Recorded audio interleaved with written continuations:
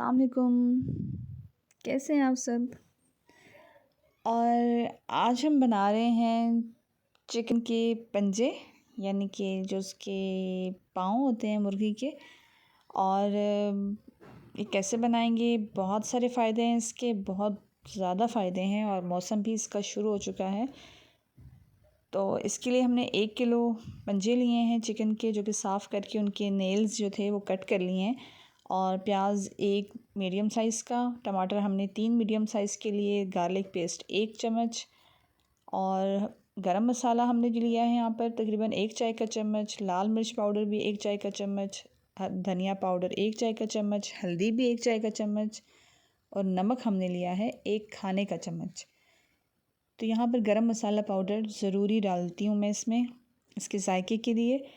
और cooking oil हमने कितना लिया है वो देखते हैं। यहाँ पर कुकिंग ऑयल 2 बड़े चम्मच हमने हांडी वाले लिए हैं पकाने के लिए इसको। तो सबसे पहले पेस्ट बनाएंगे हम टमाटर और प्याज का। इसको बहुत सारे तरीक़ों से बनाया जाता है, मुख्तलिफ़ अंदाज़ में बनाया जाता है, और सर्दियों के लिहाज से इसके बहुत सारे फ़ायदे हैं। बल्कि जो मार्केट में सूप मिलता है वो भी इसी से बनाया जाता है, यही इससे ही सूप निकाल के, और उसमें फिर चिकन जो है वो थोड़ा सा श्रेड करके चिकन के रेशे डाले जाते हैं और बॉयल एग डाले जाते हैं, लेकिन सूप वो इसी से निकालते हैं। और जिनको घुटनों के दर्द का मसला है या जोड़ों का मसला है तो उसके लिए भी बहुत बेहतरीन है, लेकिन जिनका बीपी हाई ना होता हो उनके लिए, या कोलेस्ट्रॉल उनका बैलेंस हो, नॉर्मल हो, उनके लिए। और मुझे भी शुरू में अच्छे नहीं लगते थे, लेकिन ये बहुत बहुत बहुत मज़े के बनते हैं, बिल्कुल पाए के जैसे। और प्याज हमारे हो गए थे ब्राउन।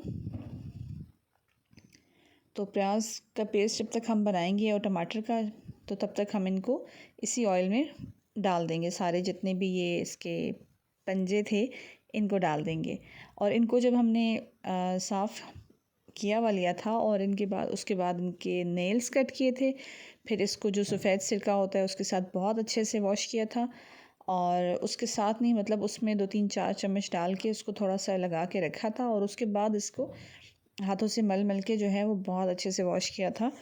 तो बिल्कुल ये साफ़ सुथरे थे। और फिर इनके 2-2 पीसेस कर लिए थे मैंने, यानी कि जो इसकी फिंगर्स थी वो अलग हो गई थी, और बीच में से जो स्टिक टाइप्स की है वो अलग हो गई थी। तो इसलिए ये बनाने में आसान है और पकने में भी मज़ेदार हैं, बहुत अच्छे हैं। पहले मुझे बिल्कुल पसंद नहीं थे, देख के लगता था कि शायद ये पता नहीं क्या चीज़ होगी, लेकिन ये बहुत मज़े के हैं, बहुत ही मज़े के बनते हैं। और यहाँ पर हम लोगों ने इसको थोड़ा सा रोस्ट करना है ऑयल में, और साथ ही फिर हमने डाल दिया था लहसुन। तकरीबन 10 मिनट के लिए हमने इसको पकाना था, और ये पक रहा है अपनी मर्ज़ी से ही। और आँच इस दौरान हम लोगों ने आहिस्ता नहीं रखी हुई, थोड़ी सी तेज़ ही रखी है।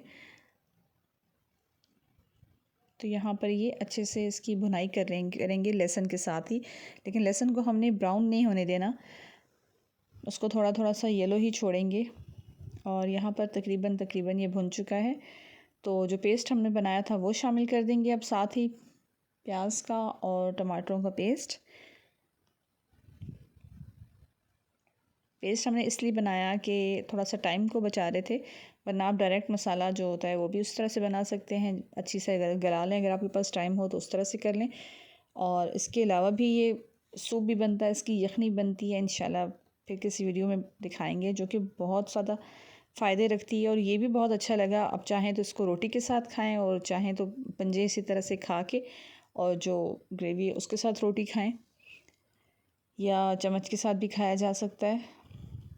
तो इसको हम मज़ीद पकाएंगे तकरीबन 10 मिनट के लिए। और ऑयल इसका ऊपर आ चुका है, ये देखिए मसाला बहुत अच्छे से भुन चुका है, टमाटर और प्याज़ों का जो पानी था वो खुश्क हो चुका है, जो पेस्ट था वो रह गया है, और ऑयल ऊपर आ गया, तो इसका मतलब है कि मसाला भुन चुका है अच्छी तरह से। तो इसमें हम चम्मच हिलाते रहेंगे, और मेरे ख़्याल में कि बहुत ज़्यादा नहीं तो हफ़्ते में या 8-10 दिन बाद एक दफ़ा ये ज़रूर बनाना चाहिए सर्दियों में। बच्चों के लिए, बड़ों के लिए, सबके लिए बहुत फ़ायदेमंद है।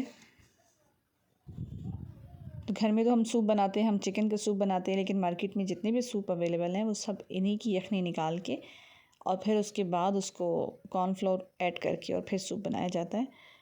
और यहाँ पर ये हो चुका है, अच्छे से भुनाई इसकी हो गई है। तो अब हम इसमें पानी शामिल कर देंगे।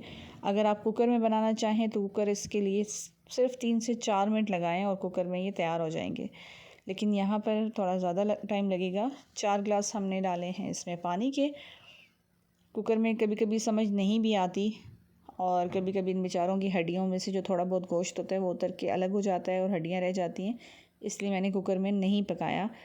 तो यहाँ पर 4 ग्लास पानी के हमने डाले हैं और इसको आप अपनी मर्ज़ी से गाढ़ा या पतला भी कर सकते हैं। कुछ लोग इसमें रोटी कूट के खाते हैं, तो फिर तो इसी तरह से शोरबा तैयार ठीक है। नहीं अगर आप गाढ़ा सा बनाना चाहते हैं तो इसको हम पकने देंगे और इस तरह से ये अल्हम्दुलिल्लाह तैयार हो जाएगा। और बहुत मज़े के बने थे, बहुत अच्छे लगे थे और सब ने शौक़ से खाए। बहुत अच्छे थे, स्पाइसेस भी इसके परफेक्ट थे अल्हम्दुलिल्लाह। उम्मीद है कि आपको ये रेसिपी अच्छी लगी होगी जायके और सेहत के लिहाज से। इंशाल्लाह फिर किसी नेक्स्ट वीडियो में मिलेंगे। अल्लाह हाफ़िज़।